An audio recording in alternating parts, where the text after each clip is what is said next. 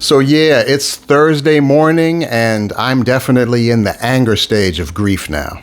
And I think I'm angry at myself more than anything for sitting here shell-shocked as if I don't know who America is, as if I haven't always known what America is for us.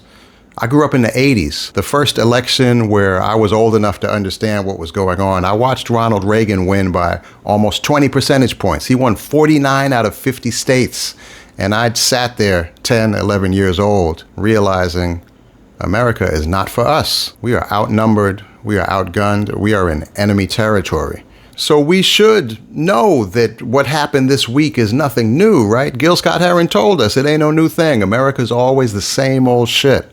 But I think this one hits differently because the fact is we're not outnumbered the same way we were back then. We're still outgunned, we're outfunded, we're outbillionaired, but we should have everything we need to beat the bastards back now. Like, it's right there within reach. We should have gotten there, but somehow, whether it's the system we're stuck in, the leadership we're stuck with, the bastards just keep winning. And I know we can't just sit here feeling defeated. I know the electoral front is not the only front in the battle, but it's hard to summon up that fight back energy when we did that exact thing 8 years ago. We did it for 4 years, and now 8 years later, where are we? Back in the same fucking place. And I'm sure you're feeling the same thing I'm feeling, that we are not gonna have that short-term burst of resistance energy that we had 8 years ago. And what that means is we're gonna have to work our way up to a slow burn of showing up for each other. And I think for right now, we all need to let ourselves and let each other feel however we're gonna feel so that we can make our way over there for the long haul.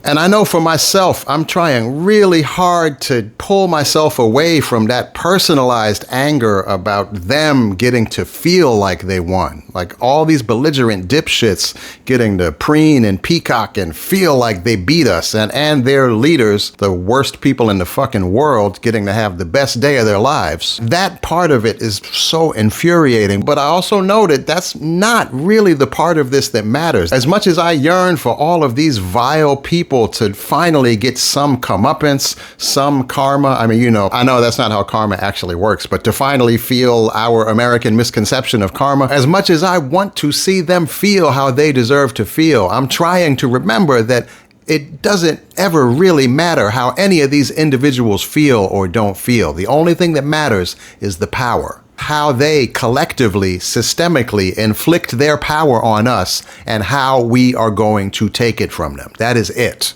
And I'm not saying I've gotten myself there yet, but I think we should all be trying to shift our energy towards the power over the personalities as much as we can, because we're going to need to make the most out of what little energy we have. And another part of this that kills me is how reluctant I feel right now to even come on here and speak with you this way and show this little bit of vulnerability, because I know that in this bullying shitlord panopticon we all live in now, those people are all right there watching and waiting to see a moment of weakness that they can pounce on and throw in our faces. I'm sure you've all seen already how this whole army of bullies thinks that getting their big bully godhead avatar in the White House means it's open season for them. It means America is on a permanent purge night for them. And as much as I want to just call their bluff and say, yeah, bring me that energy, take your mask off, show the world who you are, I know that is not sufficient, because I also understand the depth of the menace behind that energy for a lot of people who are more vulnerable than me. I woke up on Wednesday morning to several messages from good friends of mine, each of whom was starting their morning the same way. They were starting a calculation in their minds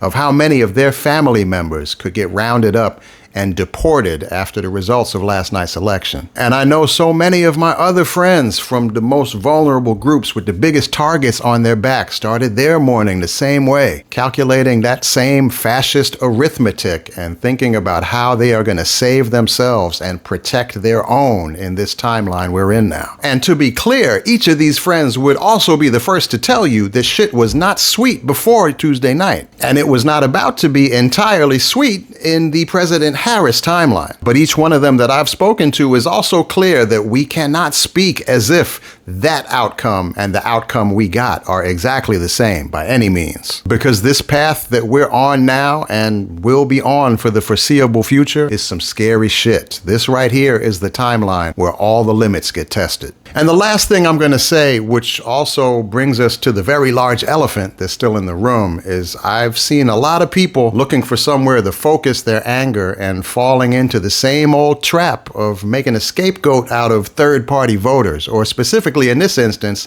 Palestinian, Arab, Muslim voters, and everyone who chose to vote or not vote in solidarity with them because of the ongoing genocide in Gaza. I've seen multiple tweets that each had like 30,000 retweets falling into that trap. And if you're one of these people, that's just, no, we cannot do that. We don't get to do that. I'm seeing people talk about how selfish it is to be mad that the Democrats didn't specifically court your vote, as if they didn't offer people free phones or something. And that's not what happened here. This is not forgetting to bring flowers on a first date. This is over a year of our government arming and funding a viciously brutal mass murder, mass starvation, ethnic cleansing campaign. And even if Trump finds a way to be even worse, the Democrats' moral failing on this issue is absolute. So any sort of glib judgment that you're trying to pass on people whose conscience couldn't let them look past that, to me, is just bullshit, full stop. Especially because the numbers in this loss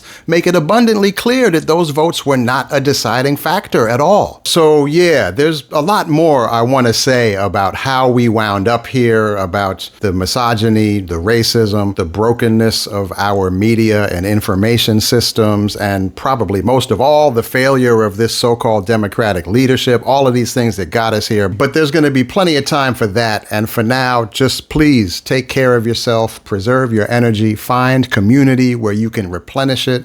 Don't waste it trying to make scapegoats out of each other, because we are going to continue having a lot of work to do, including continuing to fight against that genocide, as well as stepping up for women, trans people, documented and undocumented immigrants, anyone who's going to need medication or vaccines after they put RFK in charge of that. The enemies list here is about to be incredibly long. So for all of us, and especially those of us who won't personally be on the front lines with the biggest targets on our backs, right about now is when we should be starting to make those calculations in our minds about all the people in our lives that we're going to be there for and stand by and support, just as if they were one of our own.